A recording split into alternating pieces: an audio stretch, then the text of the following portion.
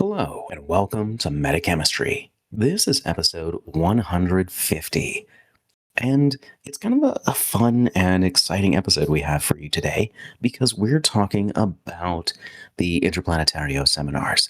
So, as of recording, we have just watched the stream thanks to French TCM for both the first and second day seminars. The first day seminar talking about the 25th anniversary and some commemorative things around that. And then the previews and things to look forward to in the second day seminar. So as of right now, the tournament's still going, so we're definitely curious to see how that goes.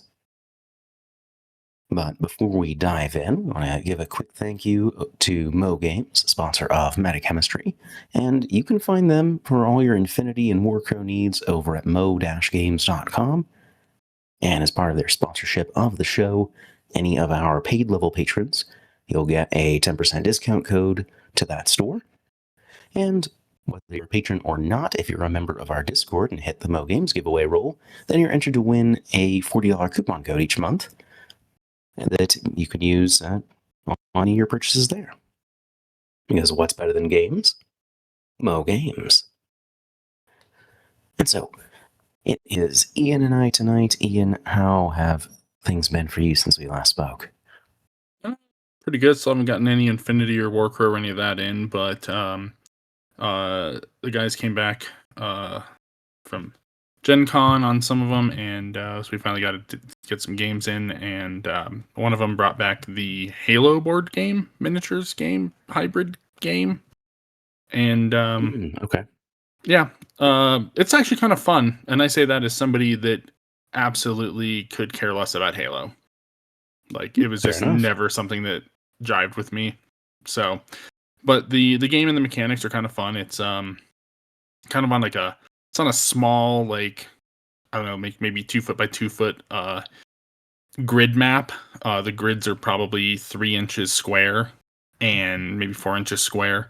But they, you have like a card for each type of trooper, and you kind of move. You have like a movement value of like 1 or 2. That's how many squares you can move. And then there is terrain, and you place your model anywhere within the square, which is interesting because true line of sight actually kind of plays in. So if they have a clear shot at you, they get like an extra die in their shot. Nice. So yeah, so like you do want to utilize the terrain by placing within that zone more defensively, but it also means that sometimes you need to be out of cover in order to get a better shot to get them out of cover, or sometimes you can't be placed in cover because somebody else is already taking it, kind of thing. So it was a lot of fun. It does rely a lot, at least in the game mode that we played, on kind of mechanics that do a facsimile of like the multiplayer deathmatch mechanics. So it's like team on team, but there's like spawn points. So when your guys die, they come back in at the spawn points, and then there's like equipment containers that every turn, like a random gun will spawn into a random container. So then somebody can go grab that and kind of thing, and then there's like some random like upgrades, like different grenades and stuff, that jump pack, that kind of stuff that kind of get littered across the board. Okay, so it's more like a tabletop version of the video game rather than a miniature war game set in the Halo universe per se. Yes, but there are miniatures that are pretty good for like a board game plastic. Like, they're not, infinity pewter models of amazing, but they are pretty good for a board game plastic. And the one guy, he painted some of them up, and they took paint well enough. And then he's got a whole bunch of expansions and stuff, so you can play like all these different teams and what have you. So anyway, kind of a fun game. To be honest, just mechanically, it was kind of a fun game. Not something I would play all the time, but if somebody breaks it out once in a while, I'm not going to say no. Was this was that Flashpoint? Halo Flashpoint, or is that a different game? It might be Halo Flashpoint. I didn't pay attention. I was like, all right, we're playing Halo again, because I don't care about Halo, like, at all. Sure. I gotcha. Yeah, so it might be that. but it was reasonably fun, like a little palate cleanser game to play something different.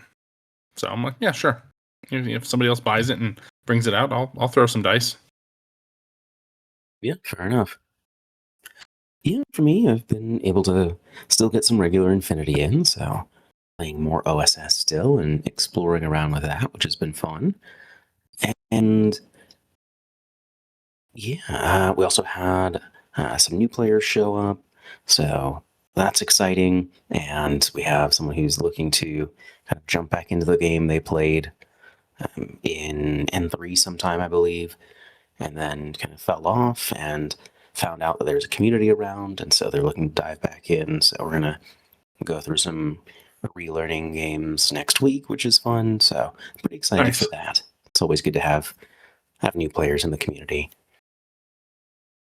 And yeah, I've been doing a little bit of Hexadome Legends. I played like 2 or 3 games since I've gotten back, and that's been fun. Playing with Melissa, my near wife, and it's funny. Our first game was really, really close. We played to a tie, and then I had gotten 1 frag during the game, so I won by the tiebreaker. Then we played on one of our later games. I decided to play something a little bit more aggressive and started knocking out players pretty heavily. And she's like, "I don't want to play with you right now." Fair enough. Sounds Your right. team is all on the bench right now, so yeah, she was not happy with me on that one. But she hasn't sworn off the game, which is a good sign, I think. Good. Also, we've been talking about potentially playing Warcrow, because, like, for me, it's hard to dedicate another night to miniature games, and so it's just if I can get a pickup game, so if I can play at home with her, then that helps a lot. And I think she's generally more interested in fantasy stuff than sci-fi stuff, and so I start showing her the factions to see what she might be interested in. She's like, "What faction gets that big thing with the messed up teeth?" Talking about the Mornmab from Warcrow Adventures. Like, I want to play the army that gets that thing. I'm like, cool, I do have stuff for that army. It's the army I wanted to play. What's your second favorite then? And so after looking around, she picked what is also my second favorite, which works out well, which is the Hegemony. So I'm looking forward to picking up some Hegemony, which I will probably be playing so she can play Scions, and then we can start getting more games of Warcrow in and go from there. Yeah, Hegemony's real solid. They look really sweet. Like I said, aesthetically, I like them a lot. They just short of Scions, but 1, I'm not going to buy 2 Scions armies, and 2, I think it would be more fun to play different armies anyway. Yeah. Well, and Hegemony just mechanically are very solid, especially with the stuff that has been released more recently to kind of finish out their Wave 1 range. They're really good. Yeah, they seem neat. I like the fairly cohesive style of everything. I like both of the big shield units. The arquebusiers and the bulwarks are cool. The aggressors look sweet. They've got some cool command units and stuff like that. So yeah. I'm gonna try and play more sometime in the near future. Yay! Try and actually gain some expertise there, and instead of I've heard of this game and I can read the cards. Plus, I've run demos. So something perhaps slightly more learned. Yeah. But yeah, as far as our main topic tonight, though, the Interplanetario seminar. The Interplanetario is happening right now as we record on this Saturday night. And yes, the first day, which would have been Friday, the 14th, they had a seminar talking about the 25th anniversary. And that's kind of like the main thing that first seminar was about. So as far as things to look forward to, there's going to be a 25th anniversary book for Corvus Belli. And so that's pretty fun because it's going to show kind of how they started, talk about their origins, show off things that they've done, in the last 25 years. The start of Infinity. We saw some stills of, models that have changed over time. Some of the big flagship products that really kind of pushed, when a new edition came out, or other things that were really exciting as well, showing things about the staff and when they got an additional warehouse and when they released additional games, like when Aristea came out, and then up until this year with up to and including this year. So Warcrow a couple years ago, Hexadome Legends, and some things like that. So that's pretty exciting. I think that will be a fun book to have to just commemorate all of the time that we've spent. Because I know, like, for Ian and I, we've been involved with Corvus Belli games for a long time. Not the whole 25 years, of course, but about 15 of them, though, maybe more. Yeah, I think for me it'll be 17 years in the next month or so, something like that. Yeah, I'm trying to think. And yours was a little bit longer than that. Yeah, when did N3 come out? Because I started in N2. Because I remember the Achilles. Was the Achilles the 15th anniversary model or the 10th anniversary model? The Achilles 2-pack was the 10th anniversary of Infinity. Okay, that was still N3 then. So yeah, it's been longer than 15 years then. Yeah, because if you played all of N2, right? Pretty close. Like I started before Human Sphere came out. And I was doing military orders and then kind of dropped off for a while and then came back with N3. Gotcha. Yeah, I started when Human Sphere launched because that's when Aleph came out, and that was the faction that really grabbed me. I had gotten some practice games and like learner games before that when I was borrowing Aaron's Marats. Yeah. But once Human Sphere dropped and the Aleph starter dropped, yeah, because it was the Aleph starter, then the Naga Sniper, then the Marut, I think. And those were, the first handful of miniatures that I had gotten. Yeah. No, I still have all of those old military orders models. Honestly, like Nice. It's still to this day one of my favorite sculpts the CB has put out. Was from that time, and it was the Order Sergeant specialist with a Spitfire. And he's kind of doing like the dash pose, but it looks like a lot of the ones from back then were pretty comical. Like if you look at like the Minutemen, like looks like it's tripping over himself, and then like the handstanding Wolver over the wall kind of thing. There's some pretty comical looking sculpts, but like this one, like it had that like exaggerated like anime action pose, but like it worked really well, and he was just another step above what the rest of like the order sergeants in the starter box for them was. Like he was real good. For sure.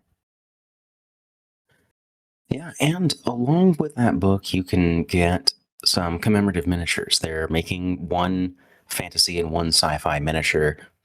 Yay. And these are to just kind of showcase the company in a miniature, which is kind of fun.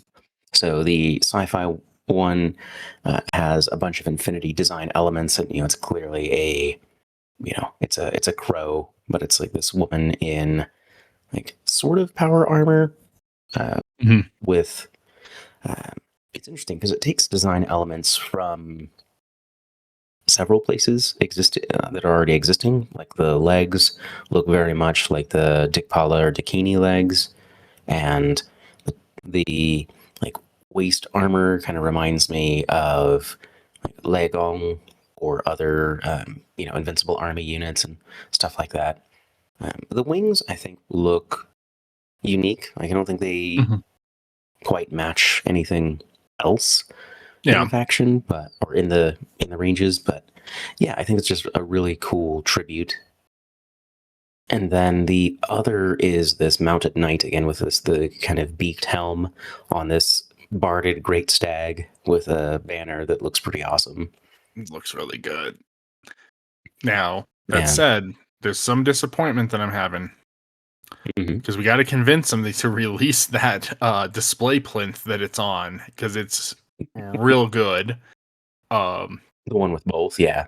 Yeah, that thing looks amazing. I don't care what it costs. Give it to me. And then the other thing, since we're talking about 25 years of CB, I'll throw this out for you, Devin. Infinity was not the first thing that CB put out. What was the first stuff that CB put out? Well, I know that there was a Warcrow run beforehand that were fantasy miniatures that there were a few of, but it wasn't a full game. But I believe they started in historical miniatures. Yes, they did. They did start in historical miniatures, mostly for like 15 millimeter scale, like the real small ones.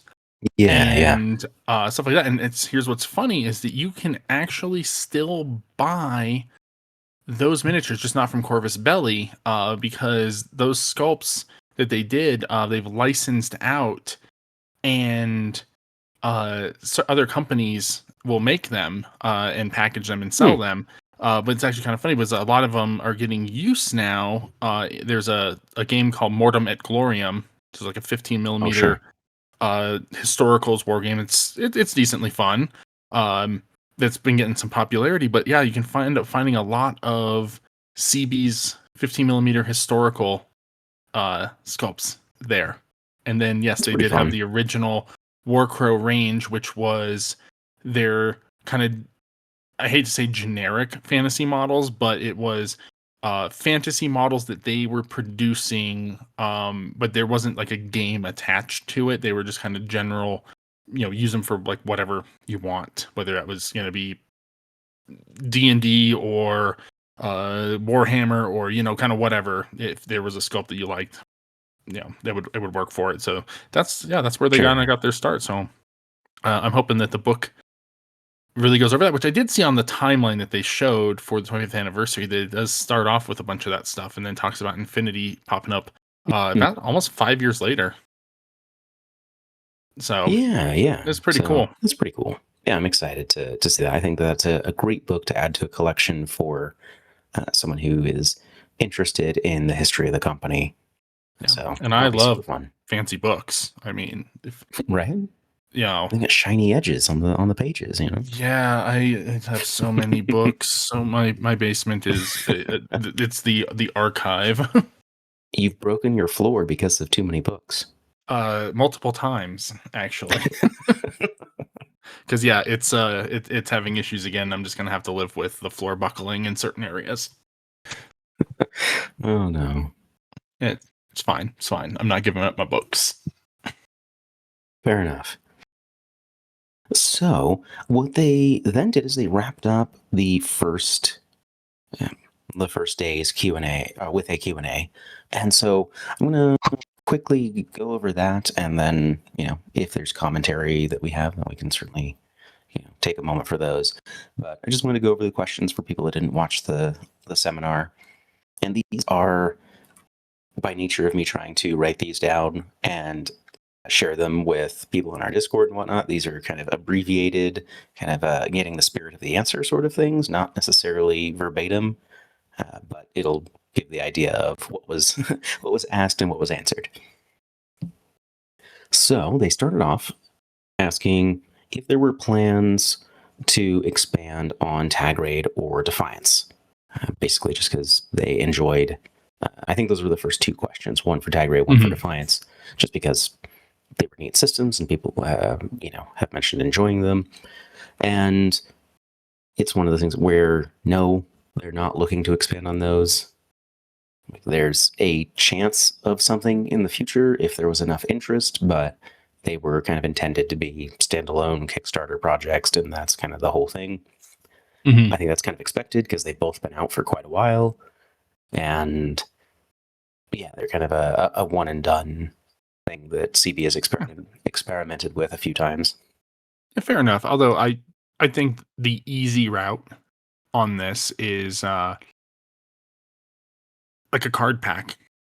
Just okay, cool. Like here's for tag raid. Like here's a pack with like a card for each tag that's come out since the game was released, kind of thing. Because during that, you could buy alternate, full infinity tags to use in the game. Like they sold those through the Kickstarter, so it would have been a cool idea for some of those to like, here's a card pack as we've released more stuff. Because generally, you're not producing new models. Mm-hmm. You could probably recycle a lot of existing artwork for them. So it's just becoming up with the mechanics. Especially if it was print and play. Oh, even because better. I think because part of it is that, as far as I understand, for these Kickstarter projects, everything effectively is outsourced almost. Yes. Defiance might have been different because a lot of those models were metal that they could spin up in-house. Mm-hmm. But by and large, like all of the printing and the cardboard and the cards and that's all outsourced is what I was looking for. Yeah. So, but it said that you use a print and play, or there's like if you go onto like Board Game Geek, and they do oftentimes do like a print on demand thing for like specific card packs on Board Game Geek, which is kind of cool because they'll do like some promotional cards for certain games that they'll partner with. And so there's like another option, kind of something like that, or through like Drive Through RPG or kind of thing. Like there's some options for providing the files and easily allowing those to get out to the people that want them for pretty inexpensive. And like for Defiance, you can do a lot of the similar stuff with that. Just like, hey, what if scenario? Like, here's what would happen if these teams had cards to use for it, or hey, here's new scenarios that you can print off. So again, a lot of it is going to be recycled artwork, mostly just rules mechanics stuff. And you can do print on demand or print and play, things like that to make it work. I think it'll be a great idea. Come on, CB, let's go. It's one of those things like I find interesting, but even I admit that I probably would not. It's one of those things like where I might get it for the completionist's sake in me because I have a problem, but I haven't. I've played the first scenario of Defiance a couple times, but I've never had a group continue with it. So there's that. And tag raid, I don't think I ever even tried, to be honest. But the miniatures have found use, which was the main reason I got it, especially coming off the back of Defiance, knowing that like these are things that will have some use. Yeah. But then there was a question seeing, is there going to be a Warcrow RPG? And there wasn't an explicit answer given, but essentially it was implied that they are planning on it, and that's kind of it for now. So yes, CB wants to. Maybe. That would be amazing. Definitely. Do it in-house, don't outsource it this time. Yeah, so I'm interested to see how that goes, because I know part of it is that the teams are very strained, and so that's something that they're trying to manage. But yes, they're actively looking to make a Warcrow RPG, but it's still very early on in that process, and so that they want that to happen. Yeah, no, that'd be cool. I mean, if they can't do it in-house, I would say shop around to some other companies for the licensing on it to see if something would be beneficial. Like they did the one with Modifius. It has great background books. Don't get me wrong; they're absolutely fantastic for like background. The game and the mechanics themselves are a little, all right. But there's like lots of other companies out there. Like you could do, just throwing out there, you could do like Free League, who is doing the Alien RPG, which is super thematic, but more rules light, but like amazing, like absolutely amazing, great systems, kind of thing. They do a lot of like weird stuff, and they're out of, I think, Sweden. So they they keep winning awards for like their RPGs, but they have a lot of stuff in them that they produce that is actually licensed material. So yeah, that's cool. And as far as I know, I believe that they're hoping to do more with the Infinity RPG. So I don't know if that'll look a new edition. It sounds like Modave still has the license for that, so I don't know if they would just revamp that, but I think that that is something that has been pondered, not specifically in the Q&A section, but for that seminar, but just other stuff that's come up. So yeah, that'd be sweet. I love TTRPGs. I'm usually playing in 1 to 2 a week since, well, I don't think I've taken more than a 3 to 6 month break from RPGs since I started high school. So I love TTRPGs.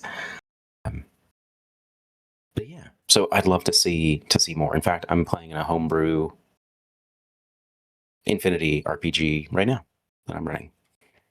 Nice. So yeah, so I'd love to see more for that. Agreed. Will Spiral Core come back and be usable in Army? Not right now, basically.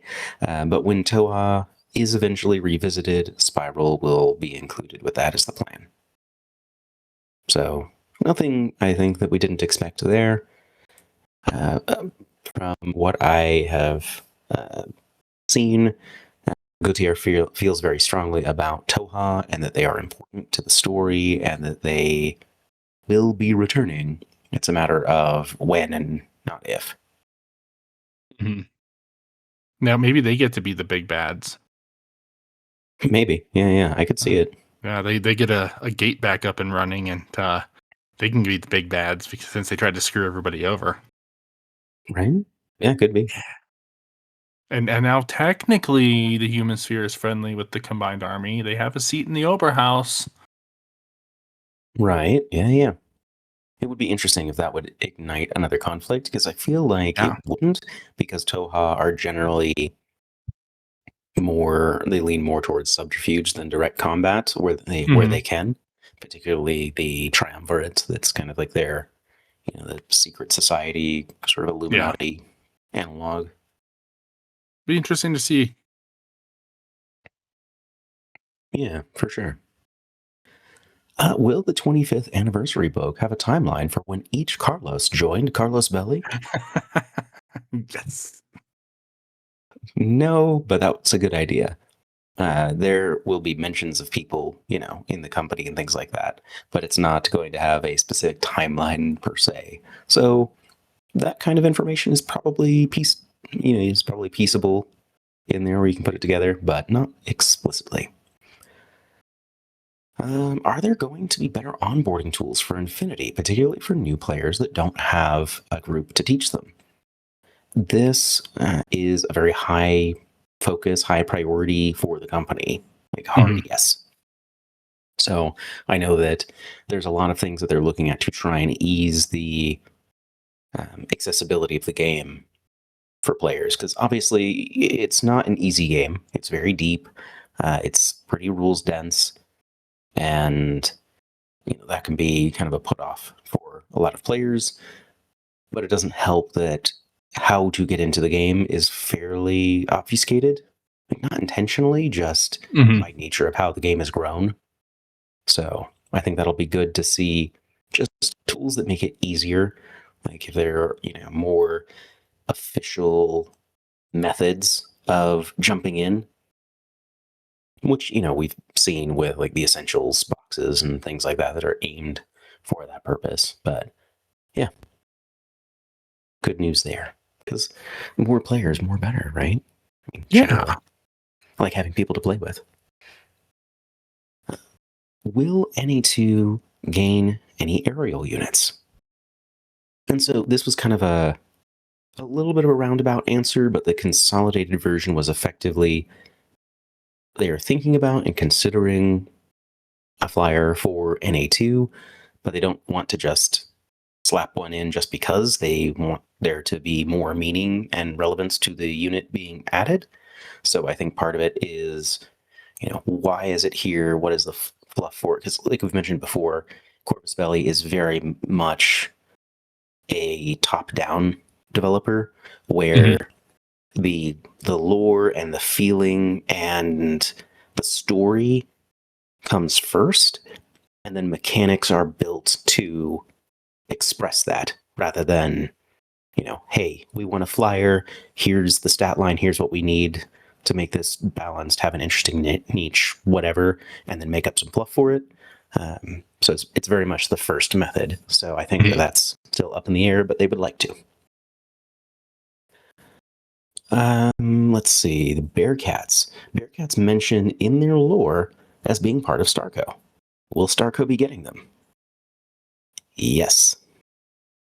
So, hopefully soon, I'm guessing, because there'll be a big army update soon, which we'll talk about later.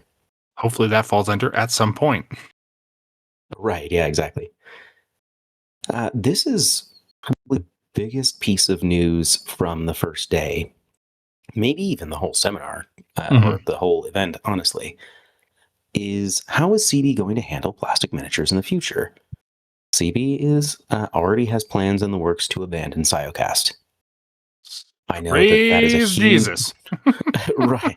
I know that is a huge pain point for a lot of players. Like, it's not that every Siocast model is bad, but there are enough Siocast models with enough problems that it's pushed people away from Warcrow. I mean, I've seen posts fairly regularly on Reddit and the like, where I love the sculpts, the miniatures look cool, but I can't stand putting them together, or there's flash or breakages or whatever other problems. And yeah, it's just too volatile and inconsistent for a lot of players. And so we don't know exactly what that's going to look like, because they didn't say, okay, well, yeah, we're moving everything to Unicool, which maybe the case, maybe isn't. So we don't know what that looks like, but they will be moving away from Siocast. Yeah, and it's probably going to take some time, because if I remember correctly, a lot of their stuff is, like, manufacturing wise, is getting produced like 6 months or more in advance. So it's going to be a while before it's gone. And then, of course, any currently produced product in that material would have to also get sold through and things like that. So it's not going to be a soon thing by any means, but just hearing that they are planning to move away from it is very good. Yeah, for sure. I think that just rebuilding that trust, I think, is super important. So, yeah, like, I have had mixed results with Siocast. I've had, a good chunk of models that have been just fine, and I've had a handful that have not been, but consistency is important, right? And even if they're very good about replacing components, you don't want to get a new box, it arrives, you open it up, and something's wrong, and you can't assemble it correctly, or you're missing something, or whatever the case may be.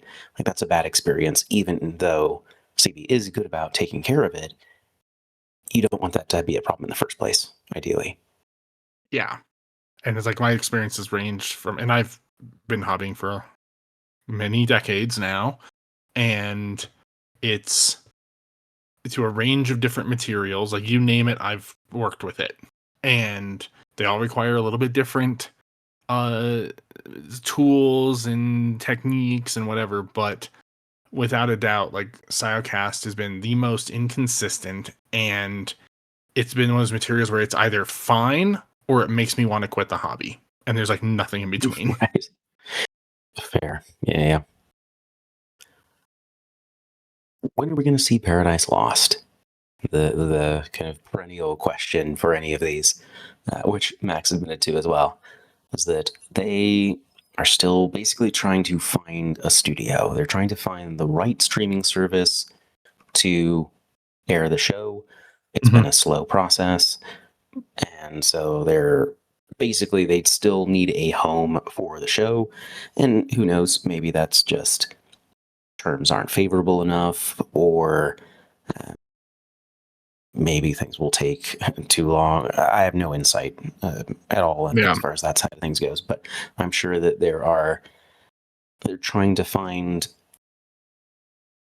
somewhere that's going to give the show its best possible chance. And so that's still up in the air. Yeah, I'd love to see it, and even if they don't end up having it picked up at that point, like at least release the first episode to like stream off of their site or on YouTube or something, just to let us see it. Since that's the one that's been completed, but right. Yeah, I really hope that it gets picked up because the stuff that we have seen from it looks amazing. Mm-hmm. Yeah, for sure. I'm really excited to see that show at some point. I think it's going to be great once it comes out, but Yeah, it's it's hard to get a studio to like take a chance on like a new IP. Like it's especially in something like animated sci-fi from a relatively obscure tabletop IP that kind of thing. It's hard to get somebody to take a chance on that. They always want to go with like what's going to guarantee our return of investment. And so Sure. I hope they manage to get this going and get it off the ground, because I think that it would do a lot for the game visibility wise and bringing people into it. I think that it'll be just absolutely amazing. That said, I think that they might have some better luck in the future after the Warhammer TV show comes out, because then if that does well, which it probably will, then there's a little bit of maybe some willingness to take some risk. Yeah, the live action one. But this I was gonna say they have several studios being able to take some risks on something like this. So hopefully that's gonna be a thing. Yeah, I know there's a handful of different animated shows for Warhammer, but but those are all through like the Warhammer Plus their stuff own directly service. through GW. But it's on its own service. But once you get like the big budget, like Amazon backed one for Warhammer 40K coming out, like once that drops, like I think that it's going to open the door for a lot of this other IPs to get similar stuff. Yeah, I can see that. Let's see. Semi-related to that, will there be more consolidated lore for Corvus Belli games? And right now they are working with HumanSphere on the HumanSphere project to make lore more accessible. I know that Jet over at Warlore has had a very big hand in working on that, and they are trying to make that a source that is going to be much more helpful for Infinity in particular. I'm sure that they want to do something similar for Warcrow as well. But yes, they're trying to make it more accessible with using HumanSphere as the vehicle, and particularly things that are print or not easy to get. So those are it's already main things there. Been a great resource for anybody that's into collecting Infinity and like background and history of it. So just seeing that the improvements that have been going through on that, even just very recently, have been great. And there actually is a Warcrow version that you can access. It's called Wanderer's Inn, and it is the Warcrow side of HumanSphere. And they got a whole lot of cool stuff all throughout that. Well, the Warcrow side's a little sparse because the game hasn't been out for so many years. Right. But the project is really cool. Yeah, and I don't know if Wanderer's Inn is getting any official support currently. Maybe it is, but I haven't heard that specifically anyway. Yeah, but if you check out HumanSphere, check out Wanderer's Inn. You can link to it right from HumanSphere. But the lore side, specifically on like the military orders, has gone super in depth of late. Like even like bringing in like full on Wikipedia style like historical context to like the knightly orders that the Infinity models are based upon, things like that. It's super cool. Yeah, Jet's been putting in a lot of work there, so big thank you to Jet from Warlore for doing that. That's awesome. And I'm excited to see that continue. Back to the RPG front, will there be an expansion to the Infinity RPG to play Next Wave characters? And if so, will there be a special miniature to go along with it? No. Not the current plan. Yeah. There's no plan to do so. I think that if we see anything else for an Infinity RPG, it's going to be like a new edition. And I don't know if it will still use the same system or what that's going to look like, but I don't think that they're just going to drop onto it, especially because the game has moved on so far from where those books originally came from. Those are all still N3 content. Yeah, and like early N3 content. Right. Because like the Kickstarter lasted a while. Pre-Uprising. Yeah. So, yeah, I don't. So that would just need a big revamp in general. The settings changed quite a bit. Yeah. Like that. So, yeah. The Infinity video game that was teased last Gen Con, 2 Gen Cons ago? Something like that. Mm-hmm. When? In the not too distant future. So I imagine within the next couple years is probably what that means. But, yeah. Not soon, but soon-ish. Yeah, I'd be interested to hear more news about it because we got the really the vague teaser, but that was kind of it. It was kind of talked about how this would be probably something that is it's similar to the tabletop in terms of like general play. So theoretically an XCOM-like sort of game, but I've seen nothing but that teaser for a couple years. So who knows? You gotta let Hexadome Tactics kind of get out there and succeed for a bit. And then maybe we'll get the Infinity. Right, yeah. So, which that's coming out next month. I believe September 10th is the full release of Hexadome Tactics. So that'll be pretty soon. And so that was day 1. I know we've kind of feels like we've gone over a fair bit already, but day 2, whereas day 1 was kind of the looking back at the history, day 2, we're looking forward to seeing what is coming out. And so there was some talk about Hexadome Tactics, Hexadome Tactics and Hexadome Legends, kind of talking about that. The same thing we've seen at the Gen Con seminar, which you can check out our last episode for more details on that. We won't rehash the same things. And then Warcrow. And so the new thing here is they showed off a few profiles for units that were spoiled at Gen Con. And it's really cool that we have anything at all to work with, but these images were not super easy to read. So we're going to do our best to decipher the few pixels that we have to give something usable. And so first of which, we start off with Warcrow, and we saw the Bombardier and Headhunters for Mount Haven. And much excited. Yeah, so there's some interesting stuff. Like the Bombardier is a standalone support character that is just an artillery piece, effectively. Really short range, it seems. It's only a 7-stride range attack. And, the Bombardier has a kind of typical slow movement of a dwarf at 2/2 with an 8-inch charge. Not that you would ever want her to charge something, really. No. Not at all. Yeah. And what looks like a very meager attack pool with a red and yellow, but there's a passive ability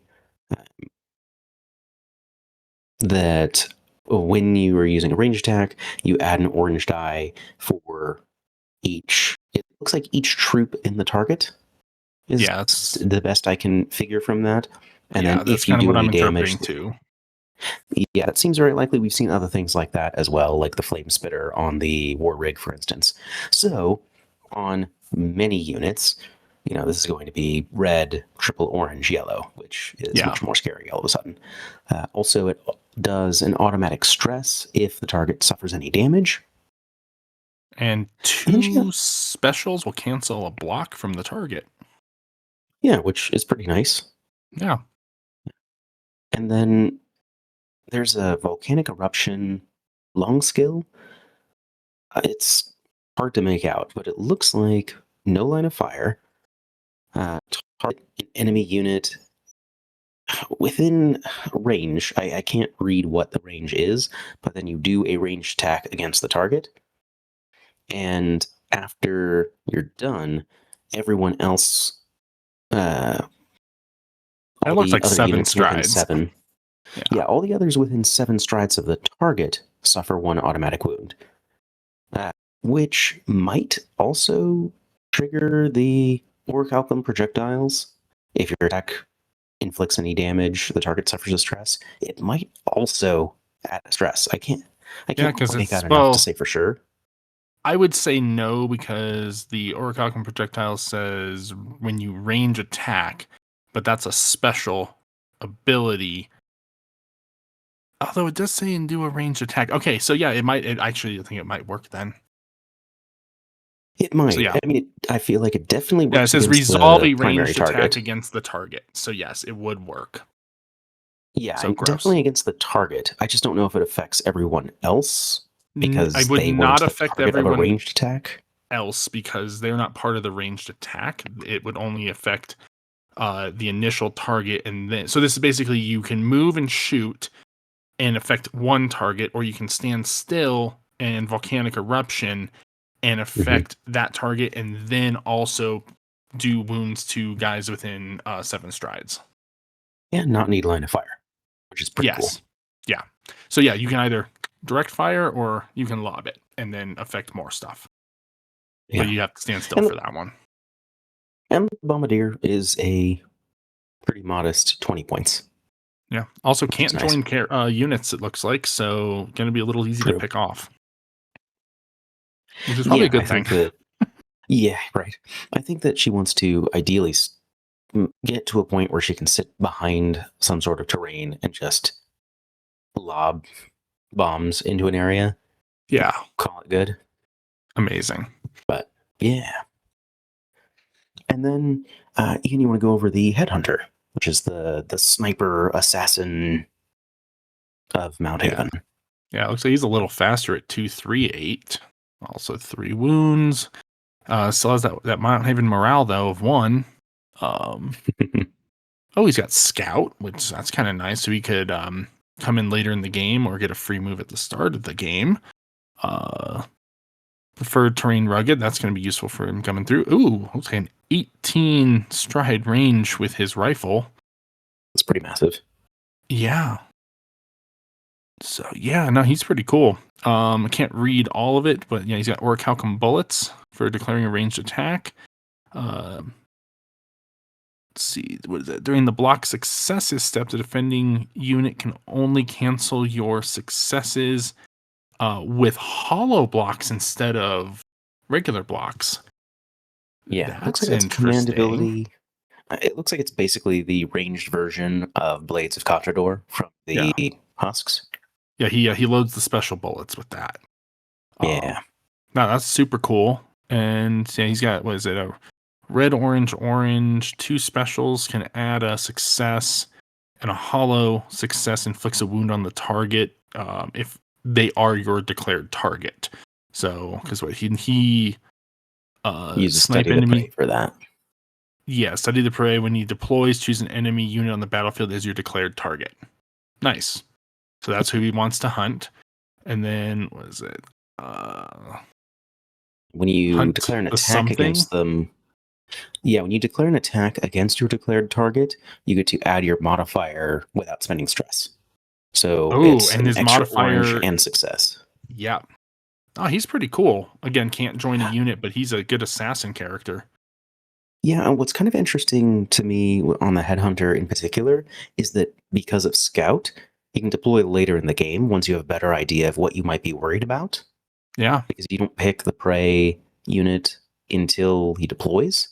So I think that's kind of a cool aspect of him, something to play around with. Yeah. And with that 18 stride range, he can come in off the side up the board and probably hit whatever he wants right off the bat. Yeah, almost certainly. And then we saw, for Feudum, we saw Roland Lussier and his Griffin Mount White Trail. This one is also very hard to read, but it's the big monster for Feudum. It's really fast, at 4-2 move with a 13 stride charge, again on a large base, of course, with a respectable 5 wounds. It has intimidating. He is a knight. He has scout and is large, of course, with a pretty scary attack pool of red, triple orange, and then has a modifier of a yellow and a success, which is pretty good. And he's got 2 morale, so yeah, not unreasonable to use that. Plus, there's some stress reduction mechanics Feudum has, I believe. But then 2 specials can add a success to the roll, and a hollow special will give you a 7 stride place for yourself. Nice. Which feels pretty good. And then, yeah, especially with that huge base. Right. And then he actually has a conquest and brings you a command token, which is kind of cool because a lot of characters don't bring any conquest on themselves, from what I've seen anyway. And then the defense pool is green, blue, blue, which is quite respectable. You can modify that with a stress for a black and a special. And again, you have the double special where if you are engaged, you can shove 7 your attacker, which seems pretty neat. Then there's a command ability, which I think it's something flyby. It's when you or declare fury? Something like that. Something it's fury. Yeah, something fury. Maybe that. Oh, okay, yeah, I think that makes sense. And then when you declare, I think it's an attack action. Place again, 15. Your target, something with place 15, and then and yourself adjacent to do it. stuff. Yeah, I can't make out most of this. And your target gains the frightened condition. Yeah. So you fly them off 15 strides somewhere, stay adjacent to them, and frighten them. False withdraw. Again, this one's very hard to read, but I believe it's a 1-turn duration where you can. I think it's the end of melee attack. Yeah, the end of an attack, or after an attack in which you activated, maybe something close to that. But basically, you can pull it off the battlefield and redeploy it via scout. Oh, kind of, cool. Yeah. And the last one, I really cannot. I don't know what's being said here. It's something when you to do with its flight. Something, and has preferred terrain rugged within that. Yeah, I think. Yeah, preferred terrain, rugged, and impassable. I think this is basically what covers its flight ability. Yeah. Because luckily, there is also a generic version. And the generic version is a little bit easier to read. I say as I misplaced the image. Just a moment. There we go. The Mist Guard. Griffin Rider. Yeah. Okay, when you perform the move action, you may move through enemy and neutral units. You gain preferred terrain, rugged, and impassable, and you must finish the action in a valid position. So yes, it's just purely the flight rules. Yeah. And so, the generic version, the Mist Guard, what was the points cost on the character? Looks like he's 35. 35? Actually, pretty cheap. Yeah, really not bad. The generic Mist Guard's the same as far as points cost. Same movement, lesser charge. Otherwise, looks largely the same. Still has scout, still has intimidating, large, knight, and noble. And slightly lower attack pool. Still a decent stress with a yellow and special. Also has the shove. Also has the defensive shove with the same defense pool and stress. And it has 2 special actions it can take. So it has Blinding Crescent. You can target up to 2 enemy units within 7 strides of you. The targets suffer 1 stress and must make a willpower roll. And if they do not pass, they become demoralized and must flee immediately. And that feels really powerful. Yeah. Especially as a short action. Yeah. And then looks like we also got the Mount Haven Warriors profile. Oh, that's true. I did miss those. Yeah. I'm a little bummed that they're availability 1. I would have liked 2 because every single unit in Mount Haven is availability 1 other than the basic militia. Every other faction has at least something that's availability 2. Right. But these guys are gross. Like they're dwarves 2/2, 8, 3 wounds apiece. It's kind of standard there, 1 morale. But their attack is it's a red, orange, yellow, and they can stress for another red. And 2 specials will give the target the slowed state, which is pretty cool. And then they have a green, blue, black for defense and can stress for another green. And even when they degrade, it's not bad. Like they lose a blue on defense, and the red die goes to an orange, so they're still pretty solid. But their special rules are super cool. So they have a special ability, and it's transformable weapon rifle, so they can target an enemy unit within 12 strides, maybe. Yeah, it looks like 12. And resolve a ranged attack using their normal attack pool, which is great because they have rifle axes. Right. And then the next one is just a passive ability, and it's transformable weapon 2-handed axe. So when you charge or assault, the target receives a vulnerable state. And then the last ability is transformable weapon, axe, and shield, I think. And then that is when you are the target of a charge or an assault, the attacking unit receives disarmed. Yeah, that seems real nice. Like these guys are going to be great to anchor the line. Yeah, and I feel like I don't know Mount Haven characters well enough, but I'm sure there's some characters that will do some pretty cool stuff too. Oh yeah, well, and I gotta check the restrictions on it, but there's like one of the characters when you put him into a unit, and I guess make sure whether it's a specifically like militia or somebody, or if it's just a dwarf infantry unit, gives them all an extra wound. Yeah, gross. Just make them even harder to pick up. Yeah, no kidding. So pretty cool.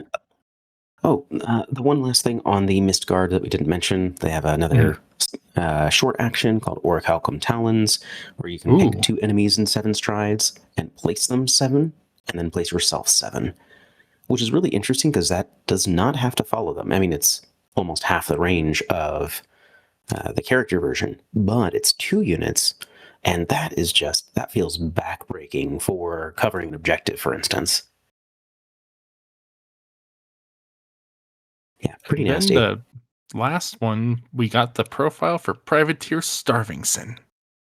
Yeah, so the Red Cap Mercenary. This is glorious. 25 points and brings you a command point. He's got a pretty standard 3/3 move with a 9-stride charge, 3 wounds, pretty good willpower at red-yellow with 2 morale. And the attack pool is fine. It's red, orange, yellow. Defense pool is fine. It's green, black, black. And you can spend a special to shove your target 3 if you were engaged. And he does actually have a conquest value.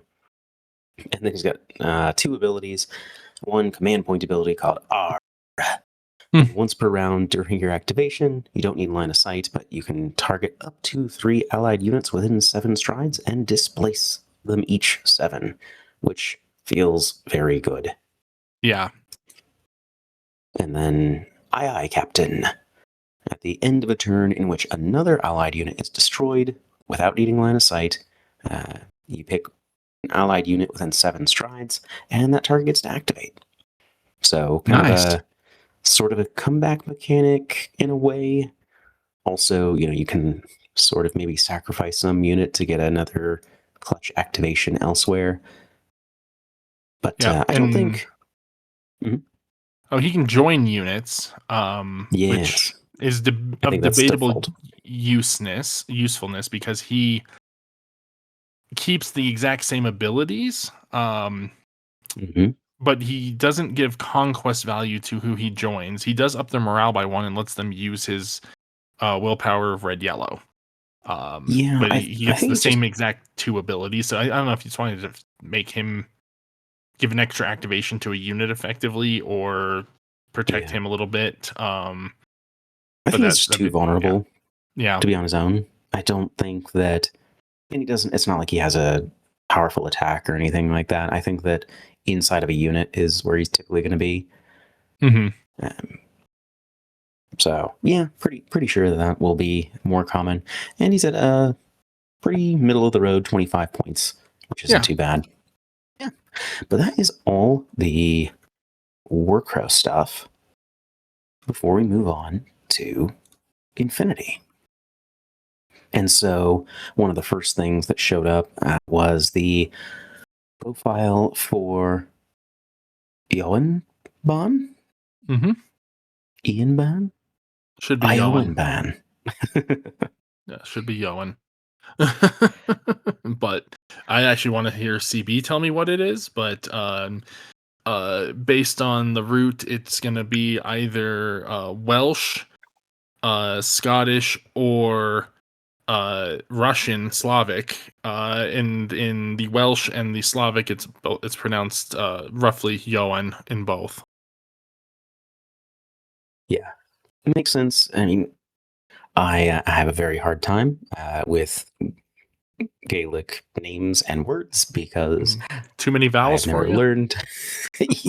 yeah, basically, it's like, oh, what are these? Like 8 letters. I'm like, oh, that's Sean. What? What do you mean? But how? So yeah, always tricky for me. But yeah, Yoan looks really cool. He's irregular and impetuous, and he's a dog warrior, but he's a souped up dog warrior. I would say, at a glance, I like him better than McMurrow, I think. I think he's probably better. I think the model's better too. The model is Don't get me wrong. good. McMurrow's awesome. The resculpt of McMurrow, it's good. I think this one is on fire. And I like McMurrow. I think McMurrow's solid. So to me, it's still a toss up on the profile, which one I like more. But I think this guy just has, he kind of edges it out with in the equipment area. Yeah, and now to be fair, Vaughn is a fair bit more expensive than McMurrow, so I think he should be better. But he's how many points is McMurrow? McMurrow's 23. Oh, fair enough. And so McMurrow kind of edges out with, well, actually no, he doesn't have higher CC once Yoan transforms. They're both at 23, but Yoan has martial arts 3 instead of 2. And Yoan effectively has an extra wound because he transforms. Yeah, so Yoan has 3 total vitality, still has immunity arm. One thing that's kind of crazy about Yoan is BTS 6. For an arm immune unit to then when be he's BTS 6 is nasty. Yes, the transform version is 6. Yeah, so he's still 3 in the dog face form. Yeah. So he goes from 2-3 to 4-6. And otherwise, the stat line is kind of what you'd expect. BS 11, Fizz 14 goes to 16, Whip 13 on both. All that jazz. Still super jump, still 6-4 move. But he's got some nasty stuff. So he's got the extra dodge distance, which is nice, especially since he can dodge quite well. And 2 inches of dodge is pretty good. Yeah, exactly. He's still got Berserk. He has the transmutation, of course. No cover. He's religious, which is not something you necessarily want on your dog warrior, but at least he's whipped. I think it will be bad. Yeah, it's fine. But yeah, big ones here are definitely the martial arts 3, the option for Berserk, which is cool, and BS attack -3. Yeah, which is a big deal, I think. So Yoan Ban comes in 2 variants. They are the same profile, barring a couple points, and the type of grenades that they have. So I think this is a very intentional decision to focus on where they want this smoke thrower. So his loadout is +1 burst chain rifle, +1 special die viral tactical bow, and then either smoke grenades or PS6 standard grenades. Mm-hmm. And then he's got +1 burst AP heavy pistol and has a PS4 APT2 close combat weapon. The smoke version is 32. The standard grenade version is 30. And so they've split which faction gets those profiles. So the grenade non-smoke version is what we're going to see in JSA and Shinden Butai, as well as Next Wave. And then the smoke version is going to be in TAC, Cosmoflot, O12, Starmada, and Toha. And yeah, I mean, he looks pretty nasty. Yeah, he does. The PS attack -3 is pretty gross. Someone had Chainsaw had pointed out that the smoke grenades, if they're in face to face, that's going to apply a -3 to incoming attacks. So if you're trying to shoot him while he's throwing smoke, you'll take that. If you're trying to shoot him while throwing smoke, you're going to take that penalty. Also, against the tac bow and the heavy pistol, or the standard grenades, if you have the other version, those will all apply. Remember that direct templates can't use BS attack -3 because it only works in face-to-face. Mm-hmm. Now, somebody did bring up, and this is entertaining, is that technically this should apply during a speculative fire with the regular grenades. Sure putting does. your opponent at a -6 to dodge, and you're probably hitting on 13 if you're in range. Yeah. So yeah, +3 range, -6. Yeah. Yeah, or a 10 even if you're at bad range. Yeah, true. Up to 16. Yeah. Yeah. Like I would rather get closer if possible, but that's not terrible. But a 50-50 versus them on a -6 dodge, especially if they're already at, say a line trooper that's only at like Fizz 11. Like they're going on a 5. Oof. Like I'll take those odds. Fair. Just sit back and chuck grenades. It is awesome. Yeah, like it's pretty nasty. Like it's definitely a unit that has the tools to close, is very dangerous when he gets up close. And yeah, I almost feel like the APT2 is probably better than APTA. Yeah, that is or low PS. Agree. Well, so I don't know. I think it's 50-50 because it's the DA gives you more chances to make them take wounds, but the T2 gives you more quality wounds when it does go through. Yeah, and I think that means that there's just more targets that he can one-shot. Yeah. Which is pretty powerful, I think. But yeah, I feel like he's definitely a premium, like super warband unit at 30 and 32 points. He's not going to make the cut everywhere, but it's definitely a powerful profile that can do some really interesting things, like being in for instance, O12 and Starmada don't have anything in this realm. No. Like the closest is a regular Varangian, which plays very differently than this guy will. Yes. And then Tak, I think, will really appreciate having something much better in close combat because Tak generally has very limited martial arts.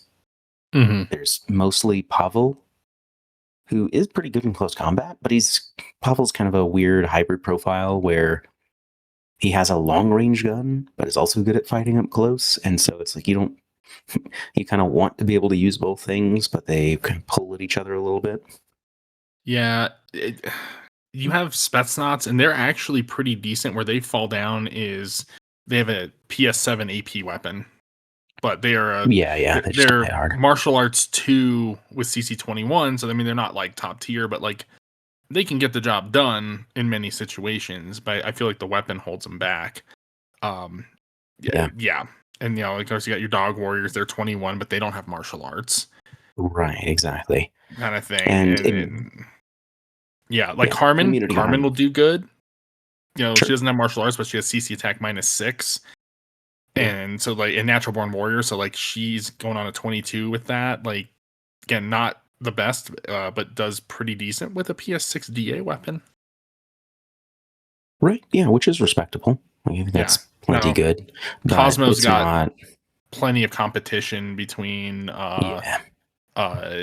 you've got, they all operate a little bit differently, but you know you've still got Pavel, you've got the Unknown Ranger, you've got Wallace, you've got Wolfgang, you've got Caden. Like there's actually a number of units that will give him a run for his money in terms of CC use, but he is still reliable smoke, real solid. Yeah. It's a pretty good smoke thrower. I mean, they have a lot of cheap smoke throwing options, but I think it's definitely something that'll show up sometimes and could be neat for them. Yeah. Really interesting to see him in Toha, which I know we kind of talked about a little bit, that Toha are kind of getting these sprinkle of a couple things just to like, almost just to let us know that CB still knows that they're there, almost, is kind of how it feels. Now, the weird thing there is that because he has transmutation, technically, he could take symbiomates and symbio bombs in Toha, which is weird. Changes. Yeah, I'm hoping that they have like a little note on his profile that's not a thing, and only because screw you, Toha, I still have PTSD from your nonsense. You can't have nice things. I mean, I don't know if I feel that way about it, but I do think that they do not need a dog warrior with symbio bombs able to Pharaohware my guys. No.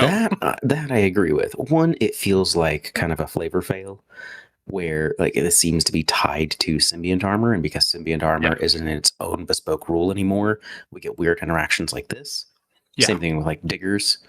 And that's why they lost diggers, is because they had transmutation because of battle ravage states, and so like it wasn't intended for that use. So I wonder, and we'll talk about this more, but there'll be an update soon, and I wonder if that will be addressed then. I hope so. Yeah. Then the next big news was we got more information about Spec Ops.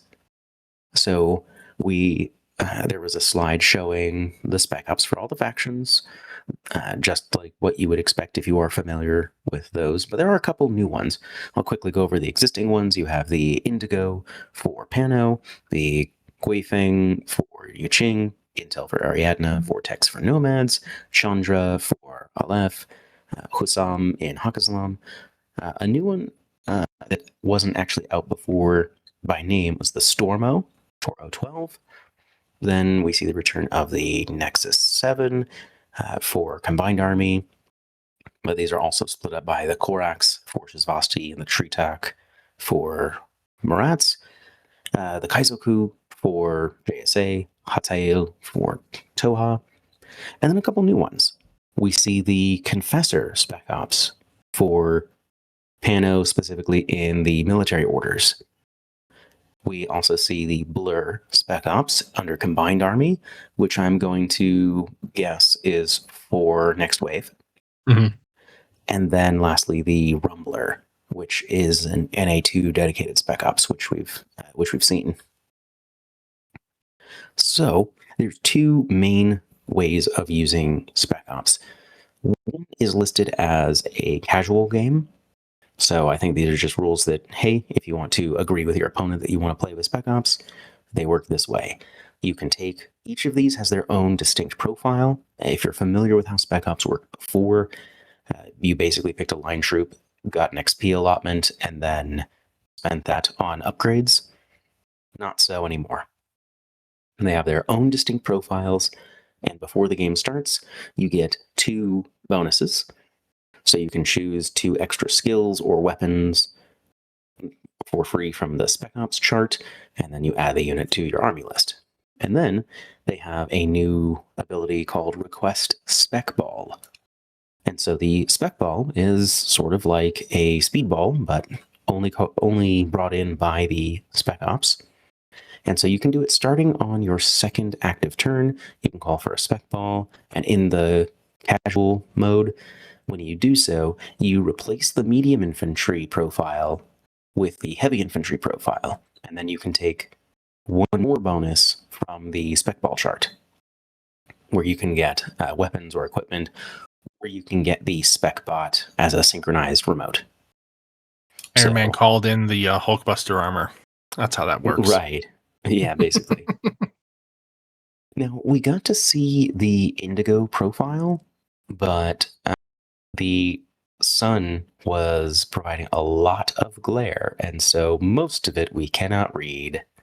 Like we saw the medium infantry profile, and I can read the stats of the upgraded, the heavy infantry profile, but I can't read any skills or equipment. And then it looks like half a dozen loadouts that all have different costs based on the gear that you start with, which is cool because that was one of the problems I think before with Spec Ops, is that you could get, there was no points cost associated with anything you picked. It was just 10 points for a Fusilier spec. Yeah. Well, it was 11. You paid one more point over regular baseline trooper to be a spec up, but then you got your 12 points of whatever, and those were free, and you could really bust some stuff doing that.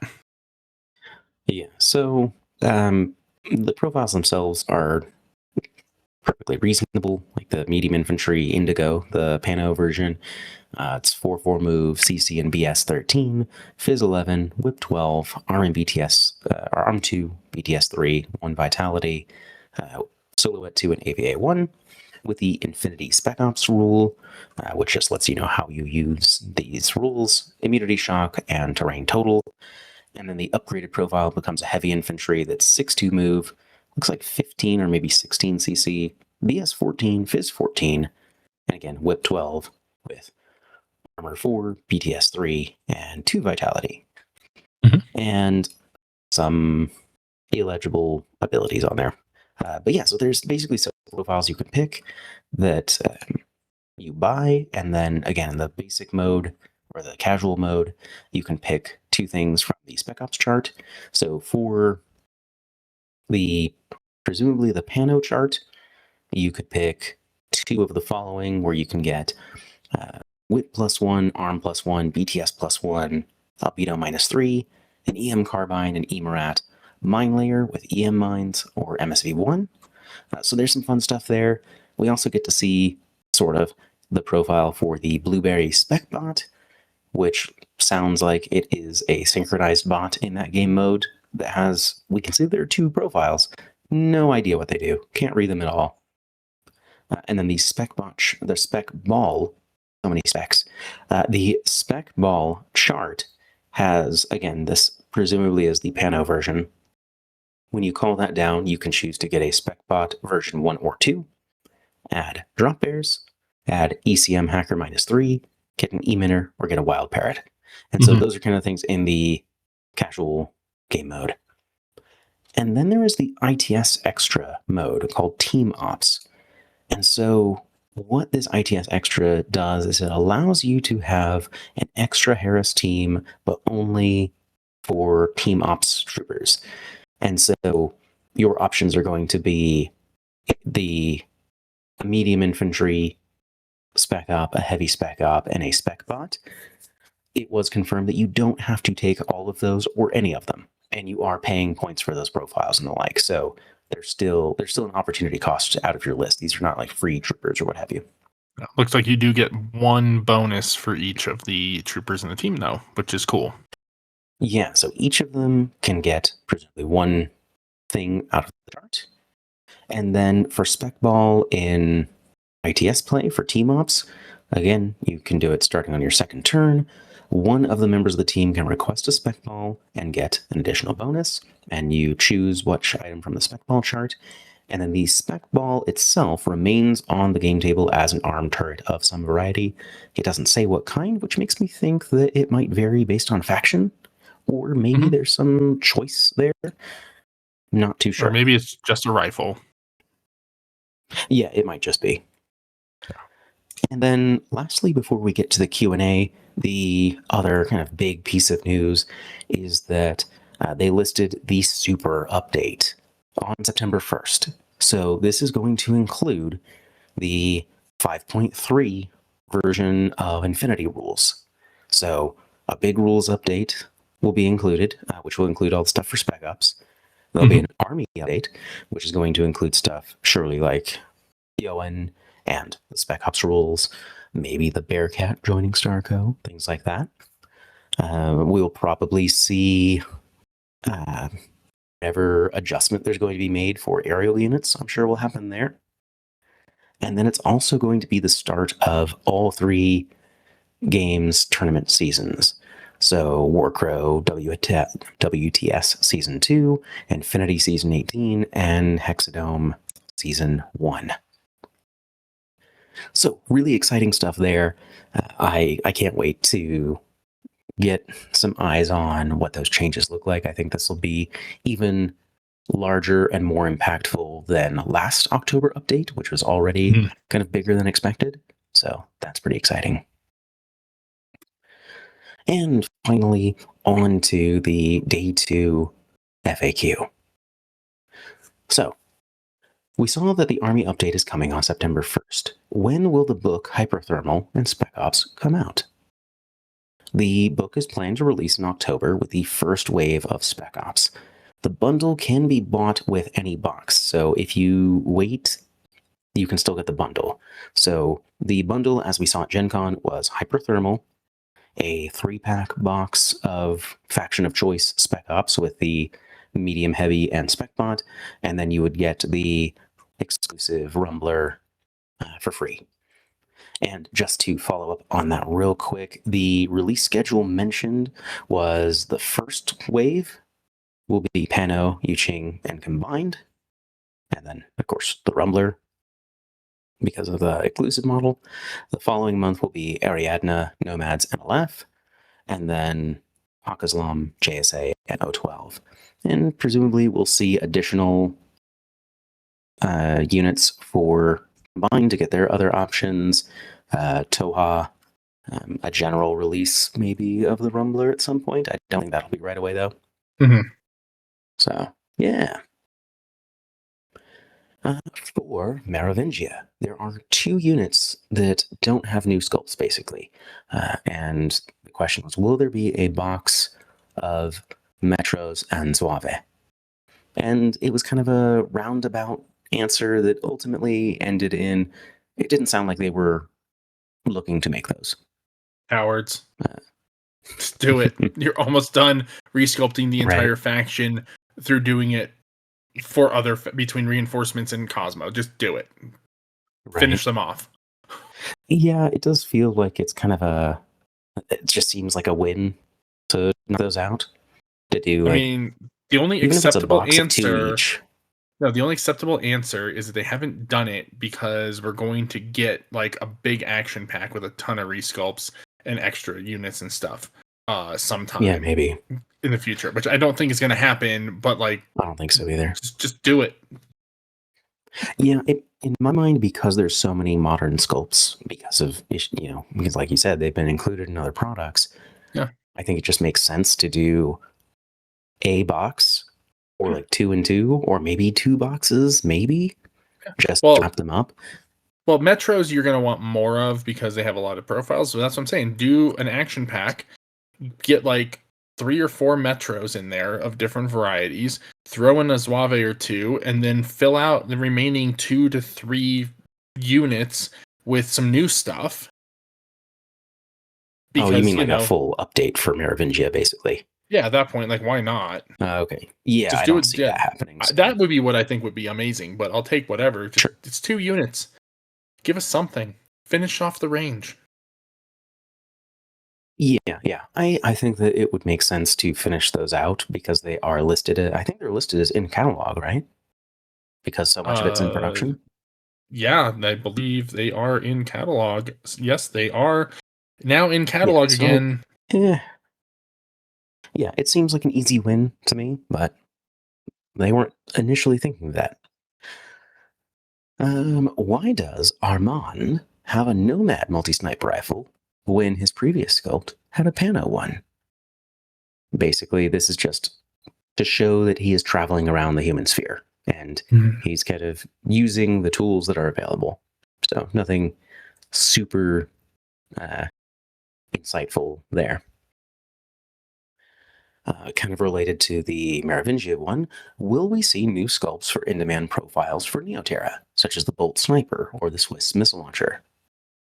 And Monster effectively said they could do it one of two ways, either a repack with originals, kind of like they have done with the Acontecimento and Caledonia runs, or if you were looking for new sculpts, which is, that's kind of what everybody typically is wanting, that would happen when they do a refresh of the army, which I don't see happening soon because, one, they're already very good right now, and two, I think that there's not a lot that they need. Like, it's mostly just resculpts of some of those units, which I think could be beneficial, but I feel like they wouldn't want to add a bunch of units because they've already gotten a lot of new stuff lately and are already kind of like not directly in the spotlight, as it were, but very much adjacent, and have gotten a lot of oomph since they went back into army. Yeah. Will we see a figure that transcends both Infinity and Warcrow? Basically something that will cross over between the two. Bostra made it very clear that no, these are not the same universe. Infinity is not future Warcrow land. This is not Lindworm that became Earth or anything like that. And that the scales are very different. And then he cited the commemorative minis. Even those are separate. So there's not even, there's not a one Corvus Belli mini to rule them all. So, no crossover. Not the crow or the pulpy? Never, I guess. Okay. Will Toha or Spiral get new sculpts for Spec Ops? This was not answered directly from what I saw. It sounds like they probably will. Like they were listed on the slide for all the Spec Ops, but it was not a sure thing. It wasn't a full yes or no answer here. Will Armand be in a comeback of Spiral since he is a double agent for the Triumvirate? Since the connection with the Triumvirate was lost with the collapsing of the Daedalus Gate, no. He is simply in survival mode in the human sphere, kind of doing his thing. So, nothing really there. Yeah. A Warcrow question. Will Nuada be necessary to play Red Caps? Basically, can you play the army without Nuada? Bostria said that he is not close enough to that team to know the profiles well enough and give a definitive answer. I don't think so, just because of how flexible list building is. You just need any officer character to be a leader. So I don't see why they wouldn't, because there's still the Rumpy Ride from Warcrow Adventures is an officer, for instance. Yeah. And they have all the new ones coming out. Yeah, exactly. Or Starvingson. Just run Starvingson. That's your captain. Starvingson, maybe. Yeah, there you go. Look at us. We are the captain now. Yes. So yeah, I wouldn't think so, but it wasn't said specifically. What will happen to Warcrow armies that are currently complete, like Hegemony and Northern Tribes?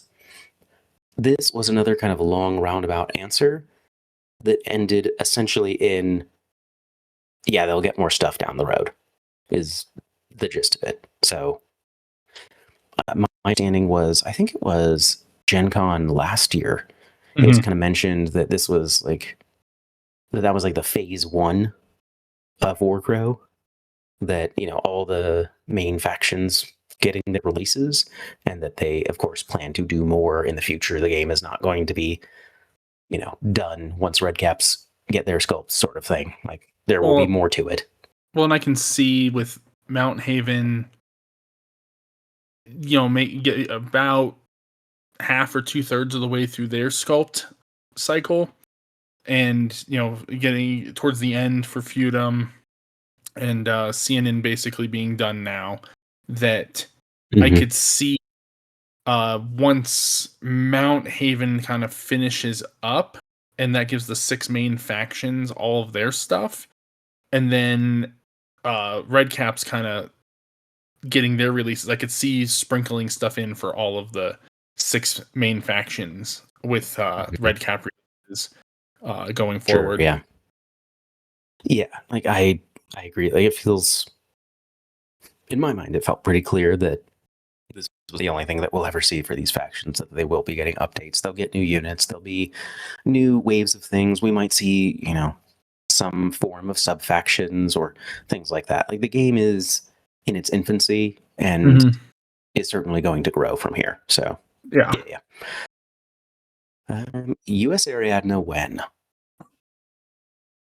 Austria said that is a 2027 question, which initially I was thinking that meant that it will release next year, but saying it is a 2027 question it kind of sounds like maybe that means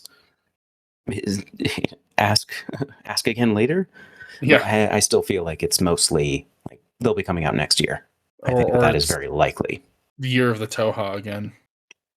I doubt it. I think that's very unlikely.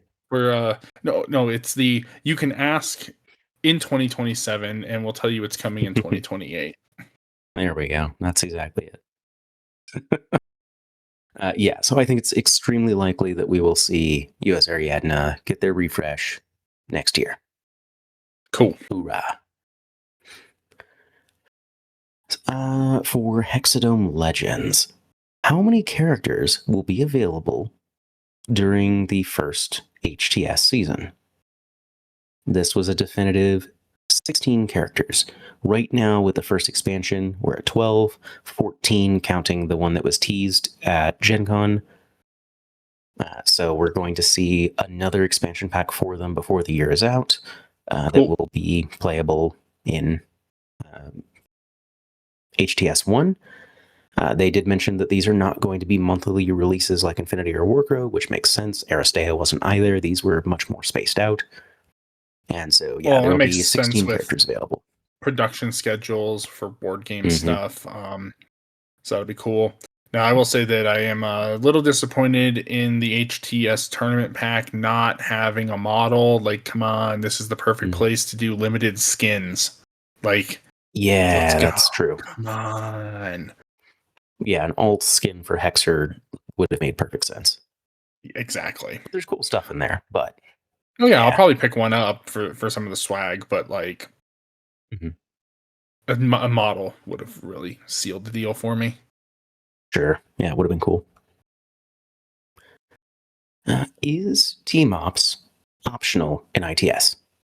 Yes. It's been mentioned a few times, but just for clarity, it is an ITS extra. So it applies if the tournament organizer says it applies.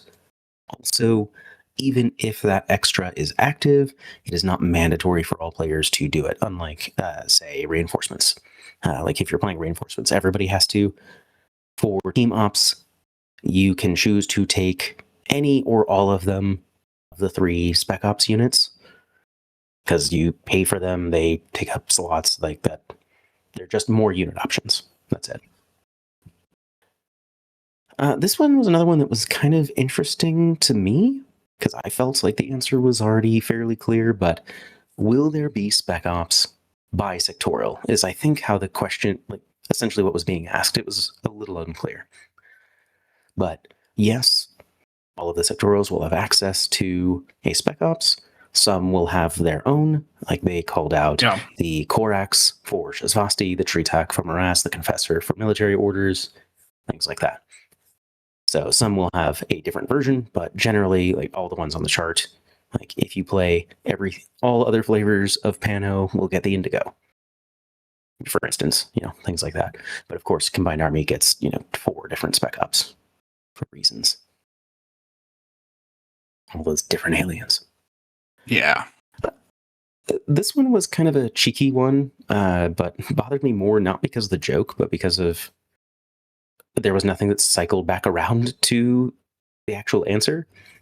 But I thought the question was very interesting. If Steel Phalanx was made as a response force against the Combined Army, what happens to them now that there's a truce? And Bostria kind of glibly said, we don't care about Steel Phalanx. They were really broken a few ITS ago.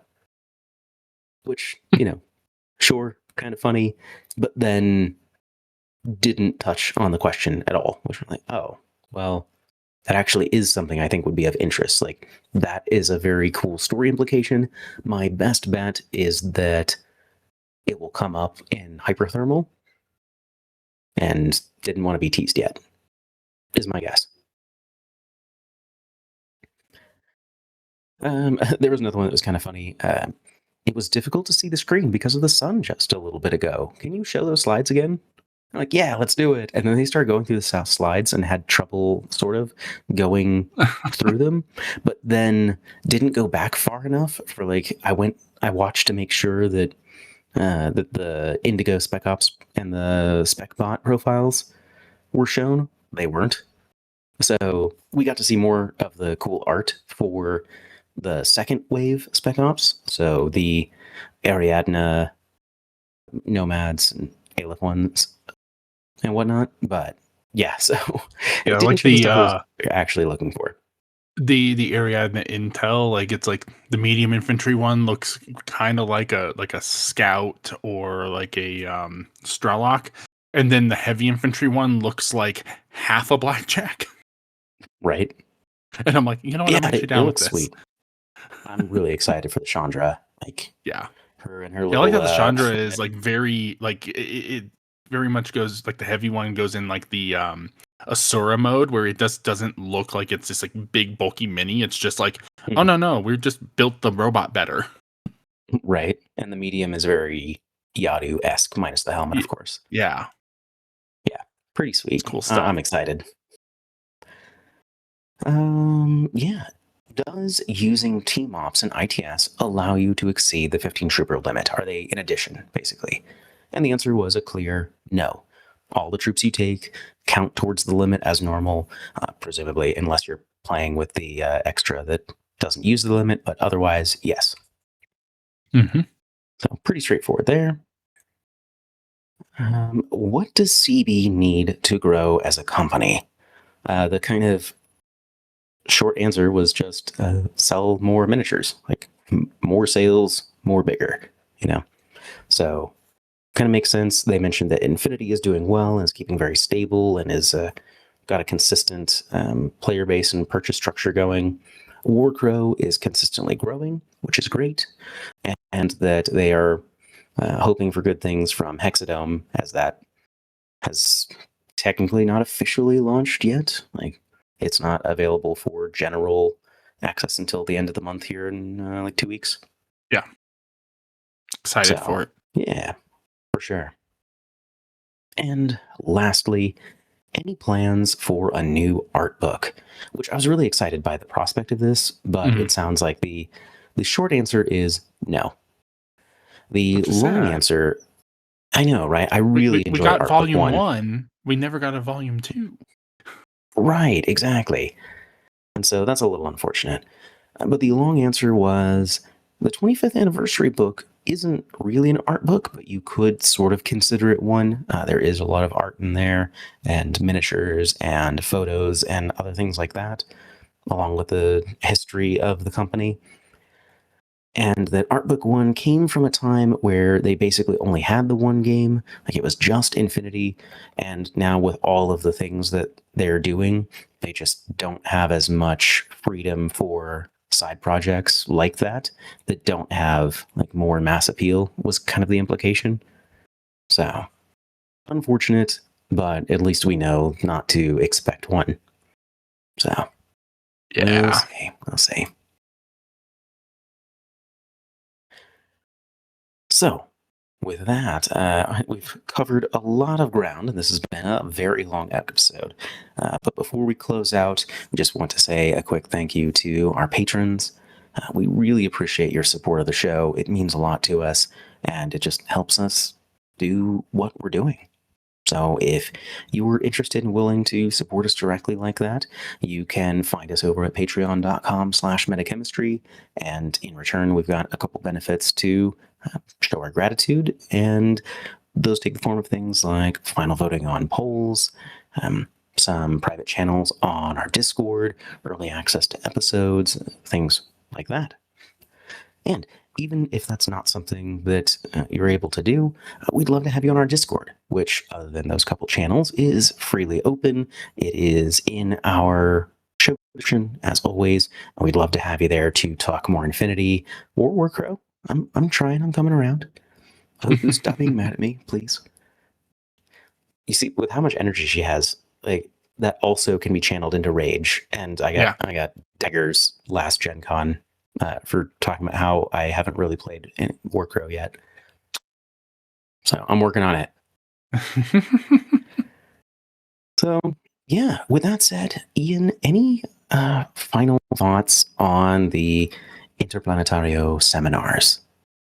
Yeah, I'm pretty excited for everything that they're showing off. The Spec Ops update looks like it's going to be really kind of smoothed out from the last iteration and potentially much more impactful. Obviously, it's still an extra, so you don't have to use it if you don't want to. But I also think that it's great to have these things, and we should promote them more as a community, because there's kind of a tendency for a lot of the community to only play the standard like 300 point ITS mission, no extras.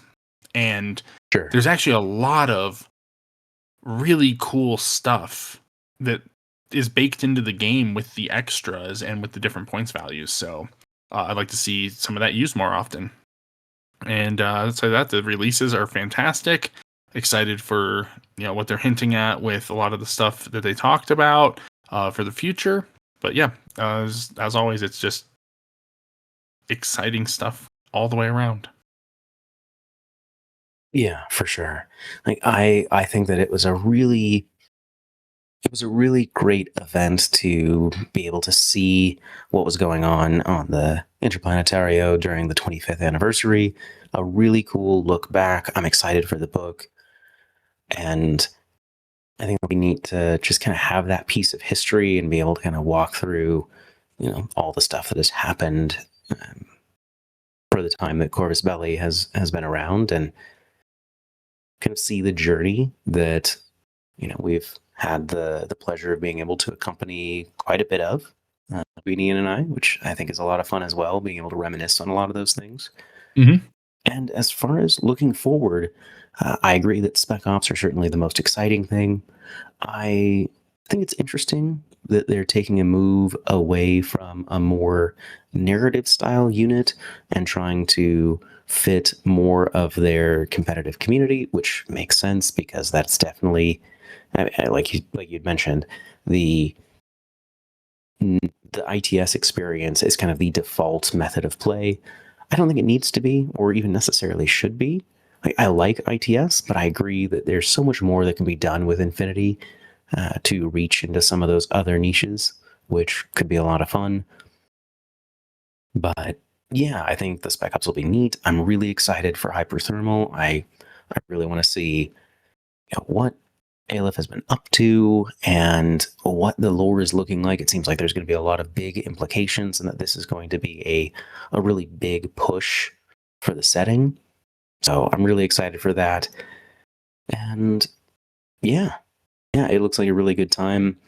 We might be able to post more as an official video comes out, if that's something you'd be interested in seeing, photos and the like. We thought about posting photos and doing a video version of this, but photos were just really hard to tell what's going on, so we opted not to. Which maybe we should have, but that would have been tricky. But yeah, well, hopefully you enjoyed this extended cut episode on the Interplanetario. We'd love to hear your thoughts in terms of what you were most excited about.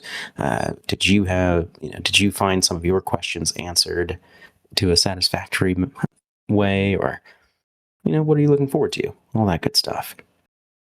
And on behalf of Metachemistry, this has been Devin and Ian, and that's the meta.